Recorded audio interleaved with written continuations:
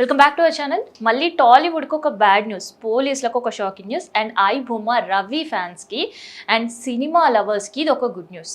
So ఏంటంటే I బొమ్మ Ravi is back అనే వర్డ్ కంటే కూడా ఐ బొమ్మ వెబ్సైట్ ఈజ్ బ్యాక్ అని చెప్పే న్యూస్ అనమాట ఇది. సో అప్పట్లో ఐ బొమ్మ రవి గురించి ఎవరైనా పాజిటివ్గా మాట్లాడినా, ఐ బొమ్మ వెబ్సైట్ గురించి ఎవరైనా పాజిటివ్గా మాట్లాడినా వాళ్ళపైన చర్యలు ఉంటాయి అని కూడా అప్పట్లో సిపి సార్ హెచ్చరికలు జారీ చేసిన పరిస్థితి. కానీ ఇప్పుడు మళ్ళీ ఐ బొమ్మ రవికి సంబంధించి ఐ బొమ్మ వెబ్సైట్కి సంబంధించిన గుడ్ న్యూస్ ఏమై ఉంటుంది అందరూ గెస్ చేస్తున్నారు. సో అదేంటంటే ఐ బొమ్మ వెబ్సైట్ నిన్న అర్ధరాత్రి నుంచి మళ్ళీ యాక్టివ్లోకి వచ్చేసింది.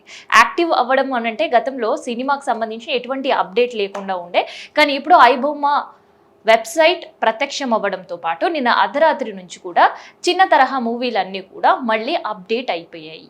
సో అప్డేట్ అయిన తర్వాత సో ఎందుకు టాలీవుడ్కి ఒక బ్యాడ్ న్యూస్ అన్నాను అంటే ఐ బొమ్మ రవి పైన అండ్ ఐ బొమ్మ పైన సో ఒక కంప్లైంట్ చేయడం, దాన్ని సవాల్గా ఐ బొమ్మ రవి ఇవ్వడం, దాన్ని స్వీకరించడం, ఇది ఒక పెద్ద ఎపిసోడ్ అంతా అయింది. ఎట్టకేలకు రవిని పట్టుకోవడం జరిగింది.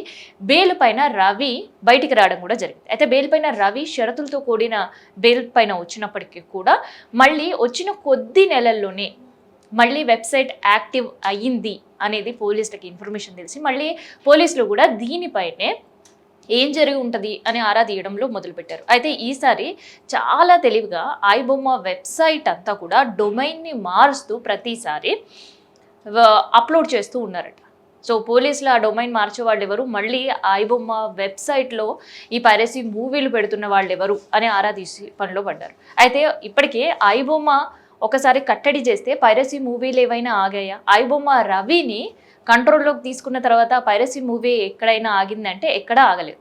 సో పైరసీ వెబ్సైట్లలో స్టిల్ ఆ మూవీలన్నీ కూడా కంటిన్యూ అవుతున్నాయి అని చెప్పడానికి ఒక పెద్ద ఎగ్జాంపుల్ ఐ బొమ్మ వెబ్సైట్ తర్వాత మూవీ రూల్స్. సో మూవీ రూల్స్లో కూడా కొత్తగా రిలీజ్ అయిన మూవీలు కొన్ని సందర్భంలో థియేటర్ ప్రింట్లు కూడా పెట్టిన సిచ్యువేషన్స్ ఉన్నాయి. మరి మూవీ రూల్స్ పైన ఎక్కడ ఉంది అధికారుల నిఘా, కొరడా అంటే జీరో. సో ఐ బొమ్మ రవి అరెస్ట్ తర్వాత ఆయన బెయిల్పై విడుదల వచ్చిన ఈ ఎపిసోడ్కి ముందు, ఆ ఎపిసోడ్ తర్వాత చూస్తే ఏ ఒక్క పైరసీ మూవీ పైన కూడా అధికారులు చర్యలు తీసుకున్న పరిస్థితులు లేవు.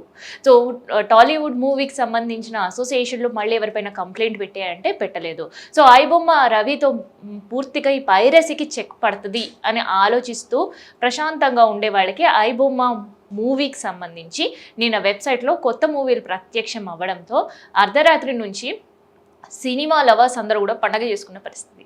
సో ఐ బొమ్మ రవి ఈజ్ బ్యాక్ అంటూ కూడా ఫేస్బుక్లో వెల్కమ్ చెప్తున్న సిచ్యువేషన్స్ కనిపిస్తున్నాయి. కానీ పోలీసులకు మాత్రం ఇది ఇంకో పెద్ద సవాల్గా మారింది.